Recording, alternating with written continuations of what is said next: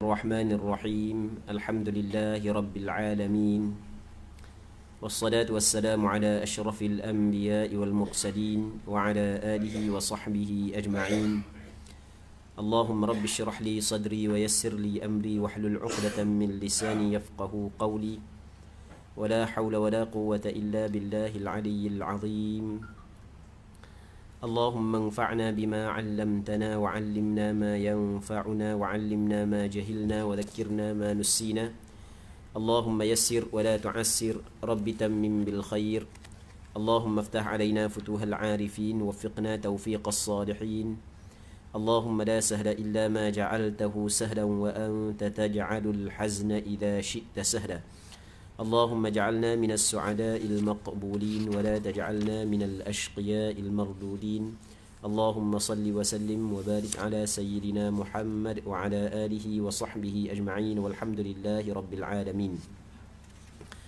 Jadi insyaAllah kita sambung balik pengajian kitab Mukhtasar Syu'abil Iman lil Baihaqi yang dikarang oleh Imam Al-Qazwini Asy-Syafi'i rahimahullahu subhanahu wa ta'ala wa nafa'ana Allahu bi'ulumihi fid darain amin. Kita rasa kita muka surat 38 cabang iman yang ke-21. Betul tak? Betul tak? Baik. Katanya cabang iman yang ke-21 adalah solat 5 waktu.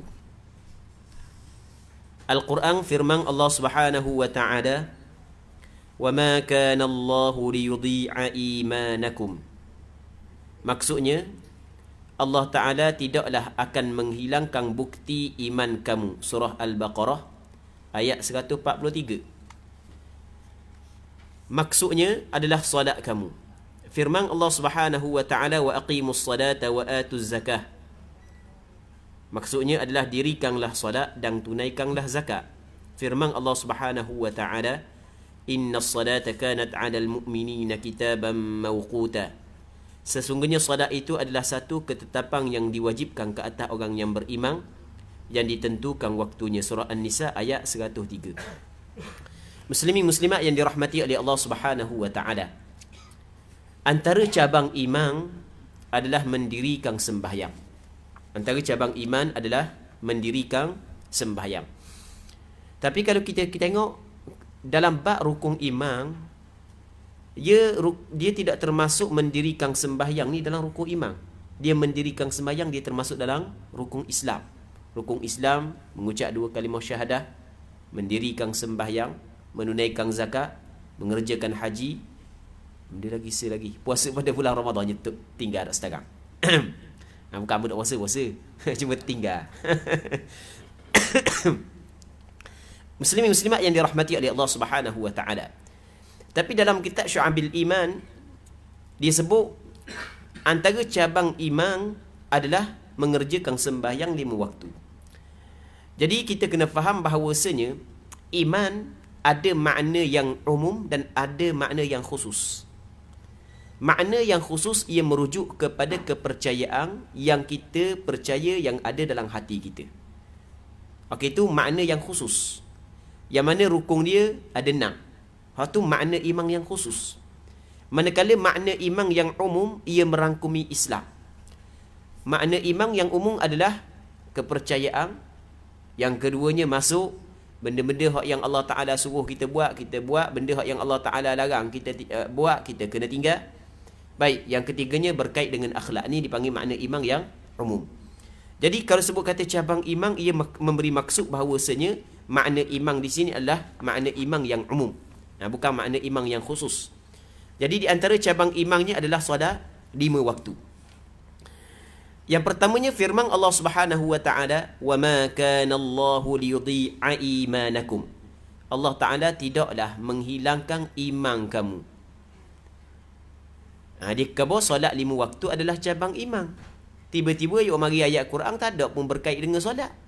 Pelik kan? Dia gini.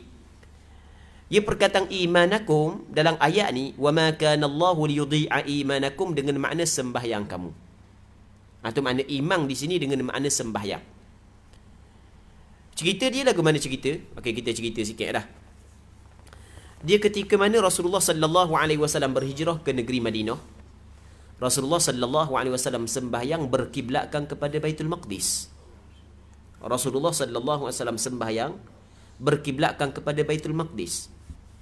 Maka dalam beberapa belah bulan lah Rasulullah berhadap kepada Baitul Maqdis, maka ada cita-cita keinginan dalam hati Rasulullah agar Allah Subhanahu wa taala tukar kiblat kepada Masjidil Haram. Kerana asalnya adalah Masjidil Haram adalah kiblat. Rasulullah lenggok ke langit, lenggok. Maka Allah Subhanahu wa taala menerima kehendak Nabi sallallahu alaihi wasallam. Maka turunlah ayat qad nara taqalluba wajhika fis samai falanwalliyannaka qiblatan tardaha fawalli wajhaka syatral masjidil haram. Sesungguhnya kami tengoklah mu duduk sering berulang-alik pandanganmu ke langit, tengok langit, lenggok langit sebab mengharapkan Allah Subhanahu wa taala tukar arah kiblat. Maka akhirnya Allah Subhanahu wa taala suruh Nabi sallallahu alaihi wasallam hadap kepada Makkahul Mukarramah, hadap kepada Kaabah.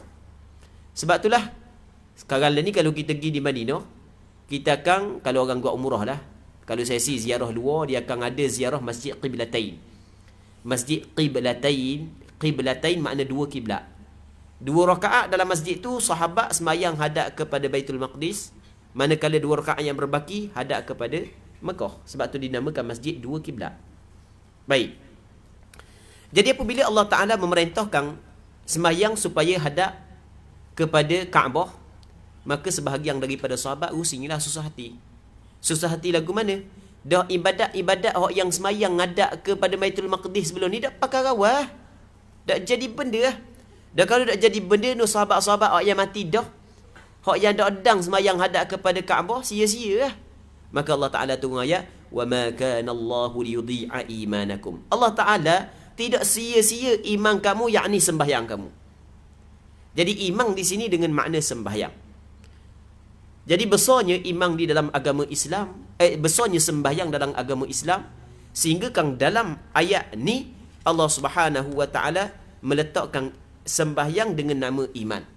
Sebab itulah Imam Ahmad bin Hanbal dia kata orang yang tinggal sembahyang, walaupun bukan kerana engkar kewajipan sembahyang, terkeluar daripada agama Islam. Sebab Allah Ta'ala dalam ayat Quran ni Tuhan kata Allah Ta'ala tidak mengsia-siakan iman kamu. Allah Ta'ala samakan sembahyang dengan iman. Jadi kalau orang yang tak ada sedar sembahyang, tak ada iman. Sebab itulah mazhab Ahmad bin Hanbal, mazhab Imam Ahmad bin Hanbal, orang yang tinggal sembahyang, walaupun tidak engkar kewajipan sembahyang, ia terkeluar daripada agama Islam. Na'udzubillahi min dzalik. Tapi pandangan majoriti ulama' dak lah. Maksudnya, kalau orang tu tinggal sembahyang, bukan engkar kewajipan sembahyang, atas alasan malah, atas alasan tak sapa seruang, hati tak terbuka lagi, nanti dulu macam-macam alasan. Cuma semua alasan tu sebenarnya saja, malah je benarnya. Alasan dak hati dak terbuka lagi, nak semayang lah, dak sapa seruang lagi lah, sebenarnya bukan lain, sebenarnya malah je. Okey, kalau alasan malah, maka ulama berselisih kepada dua pandangan. Adakah ia terkeluar daripada agama Islam ataupun tidak? Tapi kita kena faham, perselisihan ni keluar ke tak daripada agama Islam, sepakat ulama mengatakan hukum dia dosa besar. Dosa besar tu tak ada khilaf dah. Cuma orang yang khilaf ni, dia ni kafir ke tak? Situ tempat khilaf. Imam Ahmad bin Hanbal dia kata kafir. Kafir tu. Maksud dia kafir, kalau dia saat ni tu mati, tidak boleh semayang banyak atas dia, tidak boleh urus jenazah dia seperti jenazah orang Islam. Bahkan kena tanang di perkuburan orang kafir. Mujur di tempat kita di Malaysia ada pakai mazhab Ahmad bin Hanbal. Pakai mazhab Hanbali, pak roa kita. Kena tanya dulu nak pergi membayang banyak dah. Orang tu membayang dah atas dunia. Tak membayang, tak boleh membayang Itu kalau mazhab Imam Ahmad bin Hanbal. Dan pandangan mazhab bin Hanbal, mazhab Imam Ahmad diguna di Arab Saudi. Sebab di negara Arab Saudi, kalau ulama-ulama dia tu imam dia tahu orang hak mati tu dak sembahyang bang, balik awal memang dak banyak-banyak pakai tanang gitu dak tanang dah perkuburan orang Islam. Sebab mazhab di Arab Saudi mazhab Hanbali. Manakala kita di tempat kita mazhab Imam Syafi'i.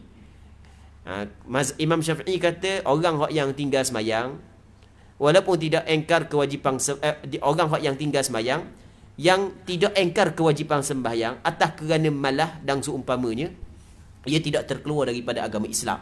Tetap dihukumkan dia orang Islam, orang beriman. Cuma dia melakukan dosa besar lah.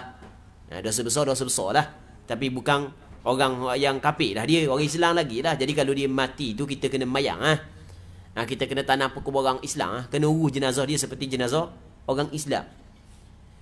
Muslimin muslimat yang dirahmati oleh Allah Subhanahu wa taala. Kenapa kau Imam Ahmad bin Hanbal menghukumkan kufur?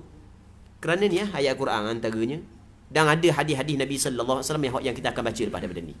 Baik, nanti kita akan bincang pula lepas daripada ni berkenaan dengan hukum orang yang meninggalkan sembahyang keluar ataupun tidak daripada agama Islam. Maksud iman kamu adalah solat kamu. Maksudnya Allah Ta'ala tidak menghilangkan iman kamu, yakni solat kamu. Hak yang musmayang hadap kepada Baitul Maqdis ada ganjaran pahala. Seterusnya firman Allah Ta'ala lagi, wa aqimus salata wa atuz zakah. Terjemahannya, dirikanlah solat dan tunaikanlah zakat. Muslimin muslimat yang dirahmati oleh Allah Subhanahu wa taala. Perkataan aqimu makna dirikanlah. Allah Ta'ala dak khabar if'alus salah, addus salah. Buatlah sembahyang, tunailah sembahyang. Cuma kita guna perkataan tunaikan sembahyang. Tapi dalam Al-Quran, dalam hadis, dia tidak guna perkataan tunaikan. Dia guna perkataan mendirikan sembahyang. Ia lain. Mendirikan sembahyang ia lain daripada menunaikan sembahyang. Dalam bahasa Arab, perkataan aqimu adalah fa'il amar daripada iqamah. Iqamah makna mendirikan, membangunkan sembahyang. Kita nak faham apa makna mendirikan sembahyang, kita kena faham apakah maksud iqamah dalam bahasa Arab. Dalam bahasa Arab, iqamah makna dia dua. Yang pertamanya adalah mulazamah, muhafazah. Apa nama mulazamah? Melazimi, tetap melakukan sesuatu perkara. Tu makna iqamah. Seorang tu dia tidak dikatakan mendirikan sesuatu perkara, melainkan dia melakukan perkara tersebut secara berterusan. Maka ketika Allah Ta'ala suruh kita mendirikan sembahyang, ia memberi maksud Allah Ta'ala suruh kita menunaikan sembahyang secara berterusan. Kalau buat jarang-jarang buat, kadang-kadang tinggal, kadang-kadang buat, kadang-kadang tinggal, maka ia belum lagi memenuhi tuntutan mendirikan sembahyang. Kerana mendirikan sembahyang adalah buat secara berterusan. Itu kita kena faham makna aqimus salah. Sebab itulah dalam ayat yang lain Allah Ta'ala kata mana? Hafidhu ala salawati was salatil wusta. Mu kena pelihara, mu kena jaga, buat semua sampai kamu mati. Sembahyang dan sembahyang wusta. Okey, makna yang pertama adalah melazimi sesuatu perkara. Makna yang kedua adalah mendatangkan perkara itu dengan sempurna. Itu makna iqamah yang kedua dalam penggunaan bahasa Arab. Mendatangkan suatu perkara itu dengan sempurna. Okey, maksudnya ketika Allah Ta'ala suruh kita mendirikan sembahyang, ia memberi maksud Allah Ta'ala memerintahkan kepada kita supaya melakukan sembahyang secara berterusan. Yang keduanya, lakukan sembahyang dengan sempurna. Orang yang buat sembahyang, kadang-kadang tak buat, kadang-kadang buat, dak dang balik lewat kerja, nak main futsal pula, nak kabak bukit pula, nak gatih basikal pula Jadi biar dulu asal dak lagi hari ni. Esok pula dang lagi esok. Hak tu tidak dinamakan mendirikan sembahyang, muslimin muslimat yang dirahmati oleh Allah Subhanahu wa taala. Ataupun dia buat sama sembahyang, bukan tak buat. Buat, mari sama surah jemaah, alhamdulillah jagalah. Tapi oleh kerana dia saat ni tu tak belajar, ada keinsafan comel dah, mari surah comel. Kita tak marahlah keinsafan tu. Apa nak marah keinsafan pula, benda comel. Comel dah keinsafan. Mari surah bala kak kena tiga nyakit tiga serakai, mari dah surah masjid. Nasallallahu salamata wal afiyah. Jadi tapi tak belajar awak ingat hak yang belajar masa kecil dulu masa tadika dulu. Tu pun puas kerja dengan mak suruh pergi belajar fardu ain. Kadang-kadang pergi, kadang-kadang poteng. Apakah hak tu je lah? Maka dia tidak mampu untuk mengerjakan sembahyang dengan sempurna. Apabila dia tidak mampu untuk mengerjakan sembahyang dengan sempurna, masih lagi belum sempurna dalam melakukan tuntutan mendirikan sembahyang. Kerana tuntutan mendirikan sembahyang ia merangkumi dua perkara. Yang pertamanya, melakukan sembahyang secara berterusan. Yang keduanya, mendatangkan sembahyang dengan cara yang paling sempurna. Dah ambil man ni, hurah saat ni. Hurah saat ni itu ambil daripada penggunaan dalam bahasa Arab perkataan aqimus salah. Itu kita kena faham muslimin muslimat yang dirahmati oleh Allah Subhanahu wa taala. Seterusnya, inna salata kanat 'alal mu'minina kitaban mawquta. Sesungguhnya salat itu adalah satu ketetapan yang diwajibkan atas orang yang beriman, yang ditentukan waktunya. Dia ada waktu dia lah. Manakala hadis riwayat Jabir bin Abdullah radhiyallahu anhuma dalam sahih Muslim, kata Nabi sallallahu alaihi wasallam, inna bainar rajuli wa bainasy syirki wal kufri tarkus salah.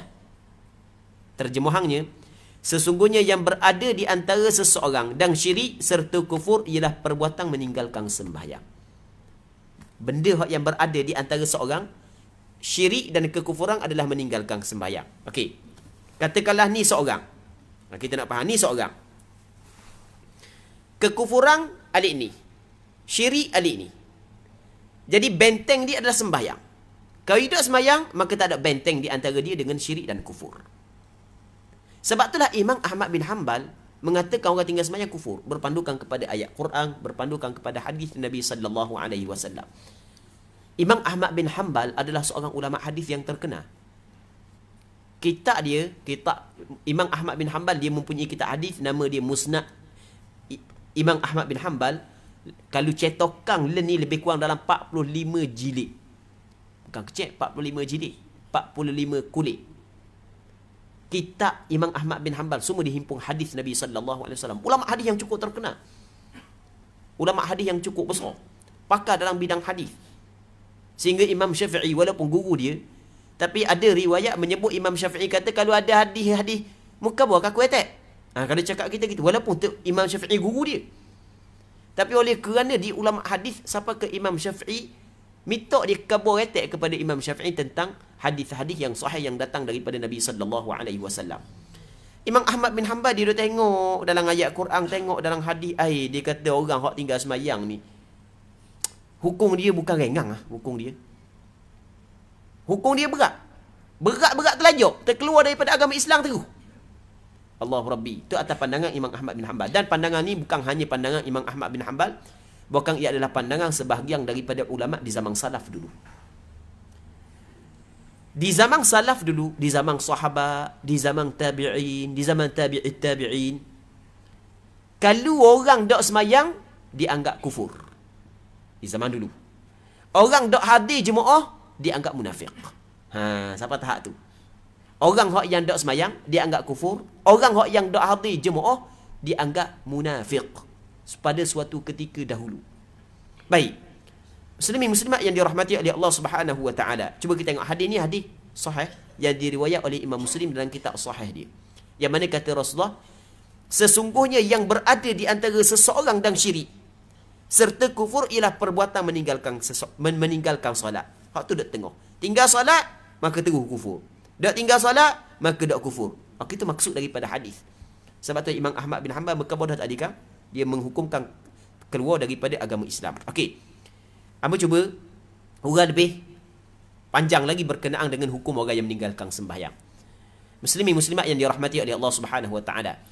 Yang pertama sekali, sepakat ulama. Kita ambil tempat sepakat dulu. Sepakat ulama mengatakan, orang yang tinggal sembahyang serta engkar kewajipan sembahyang terkeluar daripada agama Islam. Hak tu tak ada khilaf.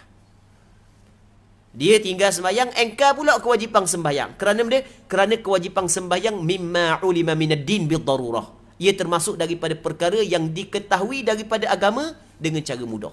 Orang hak yang engkar benda hak yang diketahui daripada agama secara mudah terkeluar daripada agama Islam.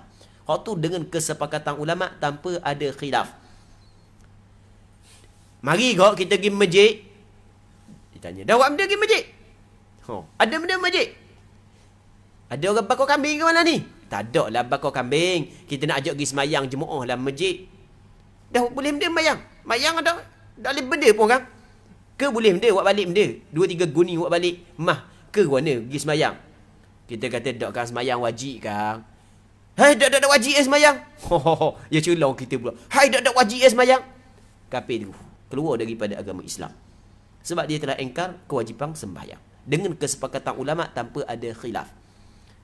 Tak ada ke khilaf-khilaf hak kata dok kafir lagi? Tak ada. Ijma'. Itu maksud dia. Ijma' tak ada. Kalau ada, hak yang kata dok kafir itu dok betul. Sepakat ulama mengatakan terkeluar daripada agama Islam. Itu yang pertama. Yang kedua, sepakat ulama mengatakan orang hak yang tinggal sembahyang, hak yang tidak engkar kewajipan sembahyang kerana malas dan seumpamanya telah melakukan dosa besar. Hak tu tak ada khilaf. Cuma adakah terkeluar daripada agama Islam ataupun tidak?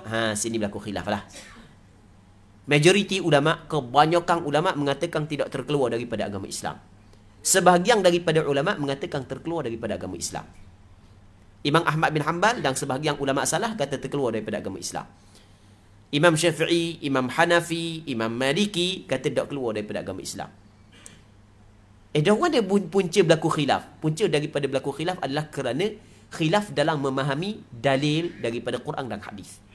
Punca daripada khilaf memahami Quran dan hadis. Imam Syafi'i dia kata mana? Dalam Al-Quranul Karim ataupun pandangan majoriti ulama dia kata dalam Al-Quran pula, dalam hadis ada hadis yang diriwayat oleh Imam Abu Dawud, Imam An-Nasai. Nabi sallallahu alaihi wasallam kabur lagu mana? Khamsu salawatin katabahunna Allahu 'ala al-ibad. Ada 5 sembahyang yang Allah Taala wajibkan kepada hamba-hamba dia. Man jaa bihinna lam yudayyi' minhunna syai'a istighfafan bihaqqihinna kana lahu 'inda Allahi 'ahdun an yudkhilahul jannah. Kalau sesiapa yang melakukan 5 sembahyang ni, dia tidak mensia-siakan 5 sembahyang ni untuk merengangkan hak 5 sembahyang ni, maka adalah baginya di sisi Allah janji. Allah Ta'ala berjanji untuk memasukkan dia ke dalam syurga Allah. Tapi وَمَنْ لَمْ يَأْتِ بِهِنَّ, sesiapa yang tidak mendatangkan 5 sembahyang, لَيْسَ لَهُ عِنْدَ اللَّهِ أَحَدٌ, maka Allah Ta'ala tidak janji dengan dia, tak ada janji-janji dia. إِنْ شَاءَ أَدْخَلَهُ اللَّهُ الْجَنَّةِ وَإِنْ شَاءَ أَدْخَلَهُ اللَّهُ النَّارِ. Kalau Allah Ta'ala kehendaki, Allah Ta'ala akan masukkan dia dalam syurga Allah. Kalau Allah Ta'ala kehendaki, Allah Ta'ala masukkan dia dalam neraka Allah. Jadi ada hadis yang diriwayat oleh Imam Abu Dawud dalam kitab Sunang dia, Imam Nasai dalam kitab Sunang dia. Rasulullah khabar mana? Kalau dia tak semayang, maka Allah Ta'ala ada janjilah ke dia. Kalau Allah Ta'ala kehendaki, Allah Ta'ala masuk dia dalam syurga. Allah Ta'ala kehendaki, Allah Ta'ala masuk dalam neraka. Maksud tu terserah kepada kehendak Allah Ta'ala. Jadi kata majoriti ulama ni ada antara dalil dak kafir. Kalau kafir tak ada kekal dalam neraka dah. Tak ada Allah Ta'ala kehendaki masuk dalam syurga, Allah Ta'ala kehendaki masuk dalam neraka. Satu. Yang kedua, hadis yang diriwayat daripada Hudzaifah bin Al-Yaman, daripada Silah, anak murid kepada Hudzaifah, daripada Silah, daripada Hudzaifah, yang mana satu ketika Hudzaifah khabar, sampai suatu masa Rasulullah bersabda, sampai suatu masa di akhir zaman Islam ni akan hilang, sebagaimana hilangnya corak-corak yang berada pada baju apabila lusuh. Kan baju kita beli mula-mula comel, dah pakai lama habis dah lusuh. Gitulah akan hilang sampai kepada satu saat dia angkatkan Al-Quranul Karim. Maka sampai kepada satu masa tinggal lagi orang-orang tua, dia ucap la ilaha illallah kerana mereka itu mendengar ucapan tersebut diucapkan oleh tok nenek moyang dia. Semayang tak tahu mana, puasa tak tahu mana, zakat tak tahu mana. Sampai kepada tahap tu. Manusia ketika tu masih lagi ucap la ilaha illallah. Sebab dia dengar tok nenek moyang dia ucap la ilaha illallah. Semayang tak tahu dah apa mana. Puasa tak tahu dah. Zakat-zakat tak tahu dah. Maka kata Silah kepada Hudzaifah bin Al-Yaman, sahabat Rasulullah. Silah kata, kalau begitu, wahai tok guruku, dah benda faedah dia kata la ilaha illallah. Semayang pun dak, puasa pun dak, faedah benda. Setiap kali Silah kata lagu tu, Hudzaifah bin Al-Yaman palingkan muka dia. Palingkan muka. Sampai 3 kali. Silah kata, dah tak ada guna perkataan la ilaha illallah, ia semayang bang dak. Kalau cakap kita, dak pakai rawa ucapan la ilaha illallah sebab semayang bang dak. Cukup 3 kali Silah kata lagu tu, maka kata Hudzaifah bin Al-Yaman, ya Silah tunjiha minan nar, ya Silah tunjiha minan nar, ya Silah tunjiha minan nar. Wahai Silah, perkataan la ilaha illallah akan menyelamatkan dia daripada neraka Allah. Perkataan la ilaha illallah akan menyelamatkan dia daripada neraka Allah. Perkataan la ilaha illallah akan menyelamatkan dia daripada neraka Allah.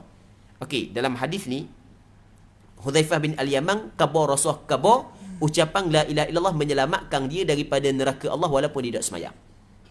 Jadi ini membuktikan bahawasanya orang yang tinggal semayang, selama mana dia tidak ingkar kewajipan sembahyang, masih lagi dihukumkan dia sebagai orang Islam. Kalau dihukumkan orang kafir, tak masuk syurga dah. Sebab orang kafir kekal dalam neraka Allah Subhanahu wa taala. Okey, itu dalil kepada pandangan majoriti ulama. Seterusnya, hadis Abdullah bin Mas'ud radhiyallahu anhu dalam As-Sahihain Bukhari dan Muslim, katanya, sa'altu an-nabiy sallallahu alaihi wasallam ayyul a'mali ahabbu ila Allah? Qal as-salatu liwaqtiha. Qultu thumma ay?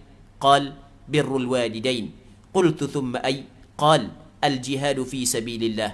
Qala wa haddathani bihinna walau istazadtuhu lazadani.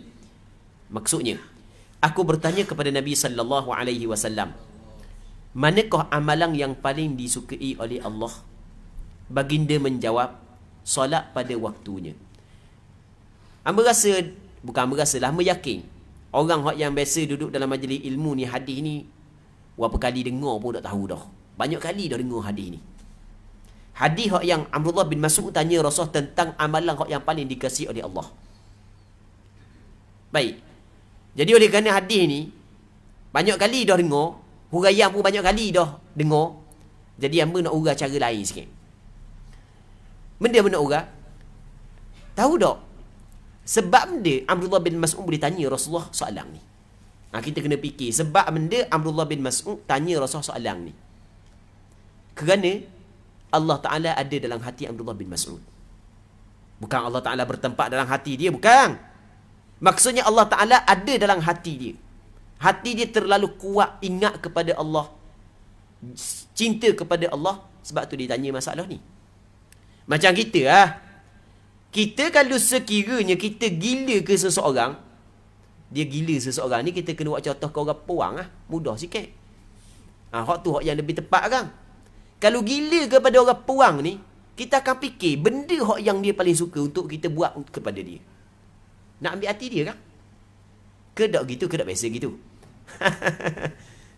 Kita jangan kira hak yang sekarang lah ni. Kita kira ni masa tengah bercinta kita bukan nak khabar hukum dia boleh ke tak. Kita tak mau cerita hukum tu. Kita nak khabar benda hak yang berlaku. Jadi kalau kita duk gila ke seorang, kita akan tanya benda hak yang paling dia suka. Jumpa adik dia, kita tanya, kakakmu suka benda lah? Macam pergi beli dah. Kakakmu suka benda? Sebab benda, sebab orang puang tu ada dalam hati kita. Kita nak khabar orang ni, soalan ni keluar daripada Abdullah bin Mas'ud, keluar daripada mulut dia adalah kerana Allah Ta'ala ada dalam hati dia. Apabila Allah Ta'ala ada dalam hati dia, maka dia akan fikir, macam mana aku nak dada, aku nak duduk pada tempat yang tinggi di sisi Allah Subhanahu wa Ta'ala. Maka tidak lain dan tidak bukan adalah melakukan kebaikan. Dan kebaikan benda yang paling Allah Ta'ala kasih, dia tak tahu. Kena pergi jumpa dengan Rasulullah. Sebab tu ditanya Rasulullah sallallahu alaihi wasallam. Allah Ta'ala ada dalam hatinya. Kita ni apabila ada benda dalam hati kita, waktu kita akan fikir semua. Orang kalau misalnya ada pengajian ilmu dalam hati dia, ya ada aku fikir semua, malam ni kitab benda malam ni kitab benda. Orang yang ada pengajian dalam hati dia, dia tak mungkin lah dia tukar kitab.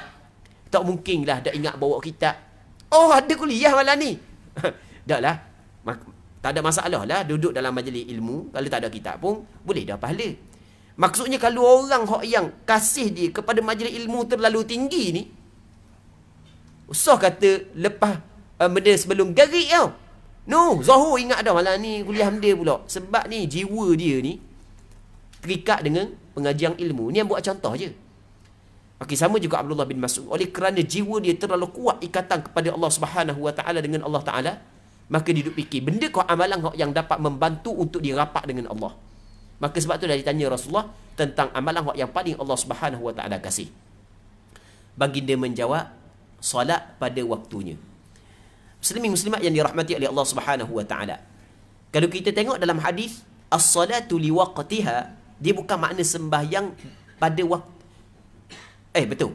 Kalau dalam hadis, kalau kita tengok as-salatu di waqtiha, maksudnya sembahyang bagi waktunya, maksudnya sembahyang pada waktunya. Tapi kita ada dengar sebahagian daripada huraian adalah sembahyang pada awal waktu. Tapi hadis ni tak sebut sembahyang pada awal waktu. Hak yang disebut sembahyang pada awal waktu bukan riwayat Bukhari dan Muslim, riwayat yang lain. As-salatu fi awwali waqtiha. Sebab itulah ketika ulama menghuraikan sembahyang pada waktunya, ia memberi maksud adalah sembahyang pada awal waktu. Sembahyang pada awal waktu, hak yang paling dikasihi oleh Allah. Sebab dia sembahyang pada awal waktu paling dikasihi oleh Allah. Kerana sembahyang adalah rukun Islam. Ketika mana masuk sembahyang, tiba-tiba hamba tu buat lalu, tak tangguh-tangguh, maka bermakna hamba saat itu memang cukup sayang kepada sembahyang itu. Muslimin muslimat yang dirahmati oleh Allah Subhanahu wa taala. Kita buat contoh. Walillahil mathalul a'la. Bagi Allah Taala perbandingan yang tinggi.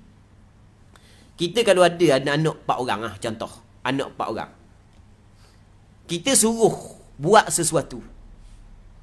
Yang mana seorang ni, siapa masa hak yang kita suruh buat tak ada dah, tinggal habis benda-benda lain. Buat lalu hak yang kita suruh. Hak lain tu layan ke bini dulu, layan benda tu dulu, selesai habis baru buat. Okey, hak mana hak yang paling kita kasih? Boleh faham kan? Perbandingan kan? Walillahil mathalul a'la. Bagi Allah Taala perbandingan yang tinggi. Anak kita tak 4 orang je, tak payah tak ramai, 4 orang. Kita suruh buat belaka satu benda.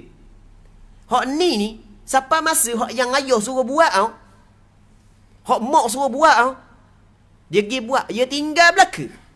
Bab-bab lain tinggal, berkait dengan kepentingan dia, habis tinggal. Maksudnya dia mengutamakan tuntutan ayah dia, mak dia. Tobat anak ni hak yang paling kita kasih. Manakala anak lain lagi dak sudah hak dia, lagi dak buih mulut mak pula, ayah pula suruh buat pula, lagi tu dak buat. Kurang sikit, bukan dak kasih, kurang sikit kasih juga sebab dia buat. Hak dak buat langsung, hak tu jadi gerangnya. Hak tu cari rotang kerja. Kalau hak yang budak-budak lagi, hak tua dah akhirnya kalau hak tua dak marah dah. Cuma gitulah, dah sekali suruh dak buat, 2 kali suruh dak buat, 3 kali, alah sekali, dak ya. Kalau abangmu dak leh dak bawa bincang. Ayah suruh sikit pun, bunyi gitulah. Sekadar tu je lah. Takkan nak rotang besar-besar dah, main besar daripada ayah. Tak berani kot ayah. Muslimin muslimat yang dirahmati oleh Allah Subhanahu wa taala. Okey, sama juga ketika Allah Taala mewajibkan kepada kita sembahyang. Tiba-tiba masuk waktu, kita tinggal belaka. Kepentingan-kepentingan kita buat lalu benda yang Allah Taala tuntut. Pasti benda tu yang Allah Taala paling kasih. Tengok, muslimin muslimat yang dirahmati oleh Allah Subhanahu wa taala. Salat pada waktunya. Tapi bukanlah bermaksud, kita kena faham, bukanlah bermaksud sembahyang di akhir waktu Allah Taala benci. Bukan. Sembahyang di dalam waktu awal ke, tengah ke, akhir ke, semua dapat pahala. Dia tidak termasuk dalam perkara yang Allah Taala benci. Hak yang Allah Taala benci adalah tak sembahyang. Dia boleh kita sembahyang akhir waktu. Adakah sembahyang akhir waktu makruh? Tak makruh. Hukum dia adalah harus. Mana dalil? Ketika mana ada seorang sahabat Rasulullah mari tanya Rasulullah tentang waktu sembahyang. Rasul jawab. Rasulullah sallallahu alaihi wasallam sembahyang, hari ni Rasul sembahyang pada awal waktu. Esok Rasul sembahyang pada akhir waktu. Cukup 2 hari Rasul panggil dia. Rasul kata menghadirkan 2 hari kan? Waktu sembahyang adalah di antara 2 sembahyang yang kita buat dalam tempoh 2 hari. Hari pertama Rasul sembahyang awal waktu, hari kedua Rasul sembahyang akhir waktu. Lepas tu Rasul kata waktu sembahyang adalah di antara 2 sembahyang yang kita buat. Jadi kata ulama tak ada masalah lah kita sembahyang di akhir waktu, sebab Rasul juga sembahyang di akhir waktu. Tak salah. Usah kata haram makruh pun tak. Usah kata haram makruh pun tak sembahyang di akhir waktu, tapi dengan syarat. Ada syarat dia. Syarat dia adalah jangan kita mengeluarkan satu juzuk sembahyang daripada waktu. Siapa kelewat sangat, dak nak sempurna sembahyang dalam waktu, tu hukum dia adalah haram. Selama mana kita dapat menyempurnakan sembahyang dalam waktu, selama itu tidak haram. Katakanlah sembahyang zuhur 4 rakaat. Sembahyang zuhur 4 rakaat. Rakaat kita nak 5 minit. Tinggal 6 minit lagi nak habis waktu zuhur. Kita sembahyang, tak dosa. Makruh pun tak. Tapi kalau tinggal 2 minit baru nak sembahyang, dengan sengaja buat sampai tahap tu, maka hukum dia adalah berdosa. Kerana kita telah mengeluarkan sebahagian daripada sembahyang daripada waktunya tanpa ada keuzuran syar'i. Atau kita kena faham muslimin muslimat yang dirahmati oleh Allah Subhanahu wa taala. Aku berkata lagi, kemudian apa wahai Rasulullah? Baginda sallallahu alaihi wasallam menjawab, berbakti kepada ibu bapa. Amalan yang paling dikasihi oleh Allah antaranya adalah berbakti kepada dua ibu bapa, buat baik kepada dua ibu bapa. Agama kita agama yang cukup menekankan supaya kita buat baik kepada dua ibu bapa. Sebab dia. Sebab agama kita nak ajar kepada kita pandai berterima kasih kepada orang buat baik kepada kita. Orang yang buat baik kepada kita, kita pandai terima kasih. Dan kita rasa tak ada orang yang paling buat baik kepada kita dalam kehidupan kita berbanding dengan ibu bapa kita. Start daripada kecil. Kita tak pandai benda satu sah. Makan pun tak pandai dia suap. Beso berok apa semua sekali, maka kita kena balas kebaikan dia. Dan mak lebih utama lagi. Dalam hadis yang lain, ketika mana sahabat tanya Rasulullah, man abar, siapa yang perlu aku kena buat baik? Kata Rasulullah, ummak, ibumu. Thumma man, kemudian siapa? Rasul kata ibumu. Kemudian siapa? Rasul kata ibumu. Kemudian siapa Rasulullah? Kemudian ayahmu. Ibu 3 kali. Bukan ibu 3 orang. Ibu 3 kali. Lepas tu ayah sekali. Jadi maksudnya, ibu lebih kena buat baik berbanding dengan ayah. Kerana benda? Kerana kesusahan ibu dia lebih teruk daripada kesusahan ayah. Ibu susah mengandung. Allah, setengah orang puang masa mengandung, lepek. Alohan. Alohan lepek, tak ada bau belaka. Hak tu tak ada bau, hak ni tak ada bau, busuk belaka. Habis tak ada bau. Pitih sikit aja boleh bau. Hak lain tak ada bau belaka. Tengok. Alohan. Susah. Hak kedua pula, susah beranak. Oh, sakit nak beranak ke. Allah, orang puang saja tahu, orang lelaki pandai kapal sabar je. Sabar. Lepas tu masuk dalam labor room, orang lelaki tak boleh masuk. Orang lelaki tak ada masalah dah. Hak isap rokok, cucu rokok, duk kedai kopi minum air dulu. Kawan ni lah hak duk gelepor dalam tu, pakai tali pinggang, hak duk tepik kawan ni lah. Dan pakai tali pinggang dia, hak tepat nak belik nak bersalin, nak gerak pun tak boleh, sakit. Allah Rabbi. Masuk, kalau kita masuk dalam labor room dulu kan, hak ni takbir, hak ni potopik, macam-macam ada dalam. Suka campur siap. Sakit nak beranak. 2. Lepas beranak, nyusu pula. Lama mana nyusu? Kadang-kadang tak nak tidur malam. Sebab anak duk nangis, nak susu. Tengok, kesusahan mengandung, kesusahan beranak, kesusahan menyusu. Sebab itulah 3 kali Rasulullah sallallahu alaihi wasallam suruh kita buat baik.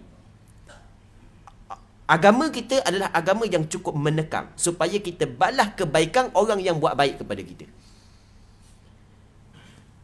Kita tengok tak ada orang yang paling banyak buat baik melainkan ibu bapa kita. Sebab itulah agama kita cukup tekan supaya kita buat baik kepada ibu bapa kita. Buat baik kepada ibu bapa ia termasuk dalam amalan yang paling disukai oleh Allah Taala.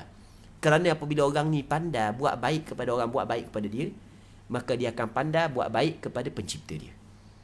Dia akan membantu, dia akan pandai buat baik kepada pencipta dia.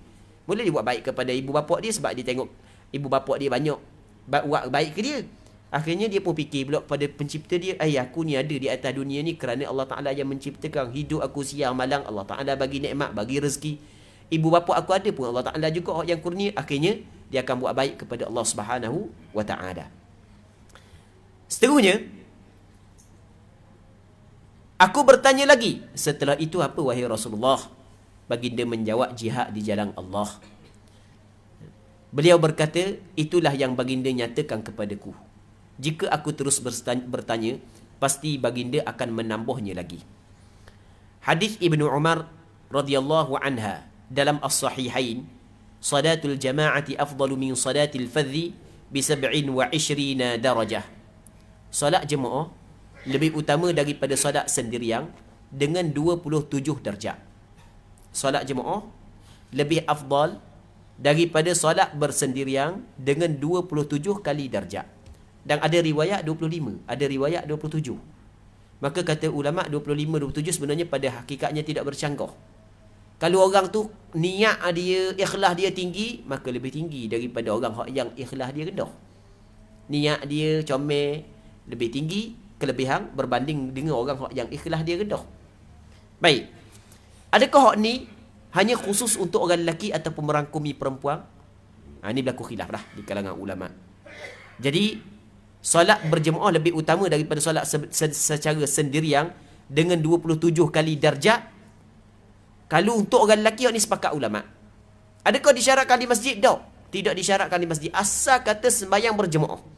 Asal kata sembahyang berjemaah, sama ada di masjid ke, di surau ke, di rumah ke, maka lebih afdal berbanding dengan sembahyang seorang diri. Baik. Cuma hak yang lebih afdal di masjid lah. Hak tu hak lebih afdal sebab asal sembahyang berjemaah dilaksanakan di masjid tu asal. Tapi bukanlah maksud kalau orang tu dok sembahyang berjemaah di masjid, pergi sembahyang berjemaah di surau ataupun sembahyang jemaah di rumah, dia tidak dapat ganjaran ni. Bukan maksud lagu tu. Ganjaran ni dia merangkumi untuk semua orang sembahyang berjemaah tanpa disyaratkan di masjid. Okey, itu yang pertama. Yang keduanya, muslimin muslimat yang dirahmati oleh Allah Subhanahu wa taala, dia sembahyang berjemaah ni bukan mesti kita sempat takbiratul ihram. Bahkan apabila kita sempat bersama dengan imam sebelum daripada imam bagi salam, maka kita dikirakan sempat berjemaah. Cuma pahala tak sama lah. Pahala orang yang sempat takbiratul ihram bersama dengan imam dapat 27. Dengan pahala orang yang sempat ketika tu imam nak bagi salam, masbuk dia dapat 27 juga. Cuma 27 orang dapat sempat takbiratul ihram. Dengan 27 dia tak sama. Kalau kita kok 27 hak takbiratul ihram buat balik 27 guning. Hak dia 27 uti telah berpuyuh je. Okey, 27 sama 27. Cuma hak ni sikit, hak ni banyak. Okey, tu bandingan lah. Baik. Adapun kalau orang puang, ada perselisihan di kalangan ulama. Hak yang kata dilipat ganda 27 25 ni untuk orang lelaki tu berlaku kesepakatan. Manakala untuk orang puang, sini berlaku khilaf. Sebab benda berlaku khilaf? Kerana di sana ada hadis yang Rasulullah khabar masalah ni hanya untuk orang lelaki. Ada hadis hanya untuk orang lelaki. Lepas tu di sana ada hadis pula hak yang Rasulullah sallallahu alaihi wasallam khabar afdal bagi perempuan sembahyang di rumah berbanding di masjid. Kata Rasulullah dalam hadis yang diriwayat oleh Imam Abu Daud, la tamna'u ima Allah masajid Allah. Wahai orang lelaki, mu jangan halang hamba-hamba perempuan Allah di masjid Allah. Maksudnya mu jangan halang dia nak mari masjid untuk sembahyang berjemaah, mu jangan halang. Halang salah.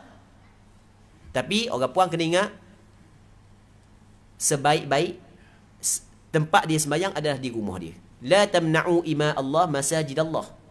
Tapi wa buyutuhunna khairul lahun. Tetapi rumah mereka itu adalah lebih baik. Rasul kata rumah lebih baik. Maksudnya sembahyang berjemaah di masjid dengan orang puas sembahyang di rumah seorang, lebih baik dia sembahyang seorang berbanding sembahyang di masjid secara berjemaah. Sebab itulah kata ulama, jadi kalau gitu hadis yang 27 ni hanya khusus untuk orang lelaki, orang puan tak dapat Kita pandangan sebagian ulama. Sebahagian yang lain kata, tak kira orang lelaki ke, orang puan ke, dua-dua dapat belaka. Pandangan mazhab Imam Syafi'i, dua-dua dapat belaka. Pandangan mazhab Imam Syafi'i. Manakala hakikatnya, hak tu serah kepada Allah. Ulama ni bincang, dapat ke tak, dia melihat kepada zahir dalil. Dia melihat kepada zahir dalil. Jadi, memang ada hadis Rasul kata, salatul rajuli fil jama'ati afdalu min salatil fadhi. Sembahyang seorang lelaki berjemaah lebih afdal daripada sembahyang seorang diri. Tengok Rasul kata seorang sembahyang orang lelaki, apa nak masuk kata ulama, banyak dalam Al-Quran, dalam hadis Allah Taala, Nabi sallallahu alaihi wasallam hadapkan, khitabkan kepada orang lelaki, tapi orang puan pun sama juga kena buat. Bukan orang lelaki saja. Sebab di sana ada hadis kata Nabi sallallahu alaihi wasallam, an-nisa syaqaiqur rijal. Perempuan-perempuan ni adik-beradik kandung bagi lelaki. Setiap apa yang dituntut kepada lelaki dituntut juga kepada perempuan. Melainkan kalau ada dalil yang khusus yang mengeluarkan perempuan daripada keumuman ayat tersebut, dalil tersebut. Jadi sekarang ni apabila Rasul kata salatul rajuli, Orang lelaki ni hak asal, tapi orang puan pun masuk juga, dapat juga ganjaran pahala. Jadi kalau kita dengar ada ustaz tak khabar lah, orang puan tak dapat pahala, dia sembahyang berjemaah di masjid 27. Okey, ada pandangan. Sebenarnya ada pandangan. Tapi kalau ada ustaz kata dapat juga pahala, juga ada pandangan. Sebab ni masalah ni ada khilaf. Okey, tak payahlah kata gitu ke orang puan siang ke dia. Jadi kita bagi kepada dia, kata tak apalah, orang puan mari sembahyang jemaah pun dapat juga ganjaran. Jadi sekurang-kurang dia mengharapkan rahmat Allah Subhanahu wa taala. Dengan rahmat Allah taala yang luas, dia dapat gandaan-gandaan ketika dia sembahyang berjemaah. Baik, dan pandangan sebahagian daripada ulama mengatakan ada ganjaran pahala yang digandakan kepada perempuan hak yang hadir sembahyang berjemaah di masjid, surah dan seumpamanya. Seterusnya hadis Uthman radhiyallahu anhu dalam sahih Muslim. Kata Nabi sallallahu alaihi wasallam, "Ma min imri'in muslimin tahduruhu salatun maktubah fayuhsinu wudu'aha wa khushu'aha wa ruku'aha illa kanat kaffaratan lima qablaha min adh-dhunub ma lam ya'ti kabirah wa dhalika ad-dahru kulluh." Tiada seorang muslim, mesti orang Islam, yang mendapati waktu solat telah tiba, masuk waktu sembahyang, lalu dia mengelokkan wuduk, dia ambil molek wuduk, khusyuk dalam sembahyang. Ni khusyuk ni payah. Sebenarnya khusyuk payah ni, maksud khusyuk payah adalah khusyuk hak yang sempurna. Hak tu payah lah. Tapi kalau khusyuk hak yang tidak sempurna tu, boleh dikatakan kebanyakan orang sembahyang ada khusyuk. Kita masa akan takbir Allahu Akbar, kita ingat Allah Maha Agung. Ada dah khusyuk tu. Sebab kita ingat dah makna dia. Bismillahirrahmanirrahim, dengan nama Allah. Kita ingat makna dia. Kita perhati makna. Ada dah khusyuk. Lepas dah tu tak tahu apa makna dah. Pada otak. Ada dah khusyuk. Tapi sikit ada sempurna. Ada dah.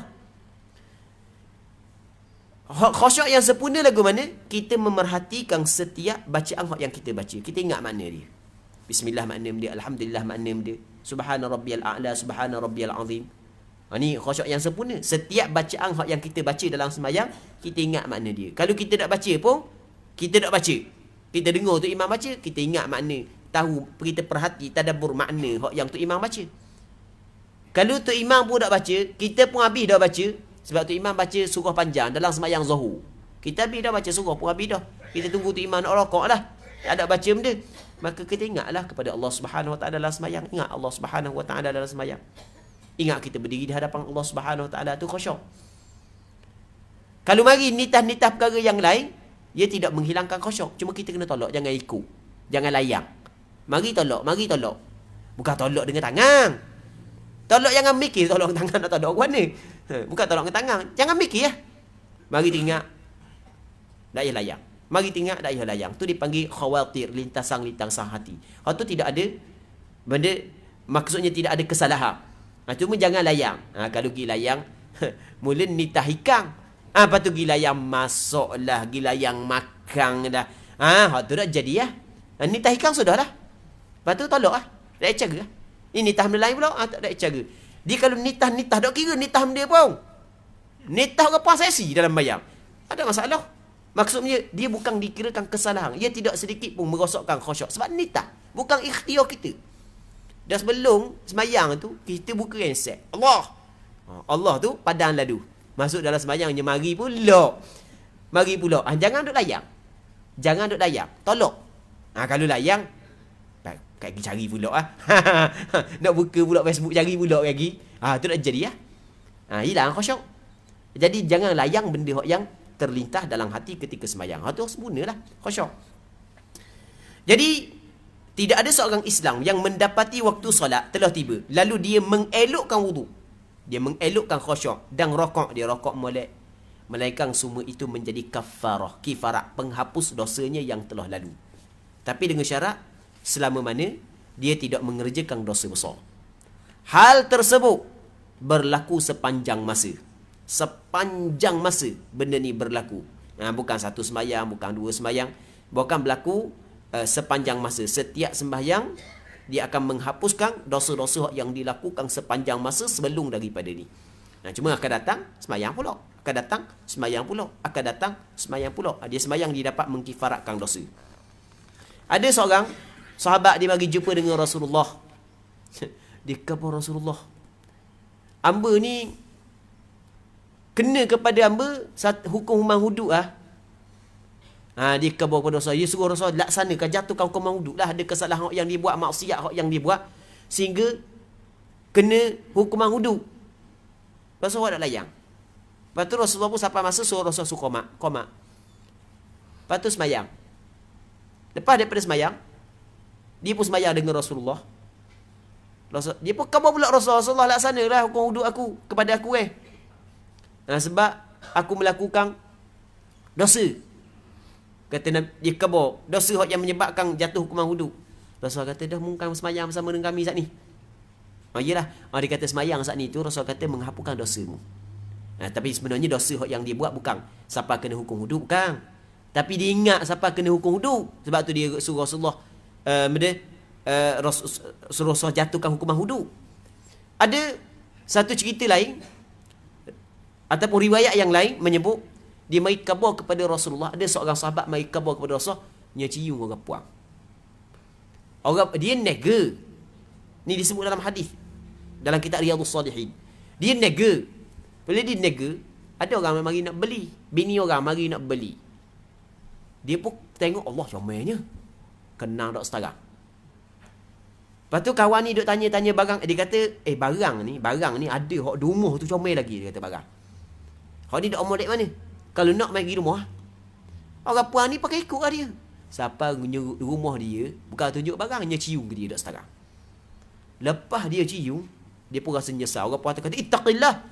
Kita takut pada Allah Ta'ala. Dia macam cium orang gini Dia pun takut, nyesal. Allah sudahlah, pergi jumpa dengan Rasulullah. Khabar kepada Rasulullah, aku cium orang puan Rasulullah. Rasulullah suruh semayang.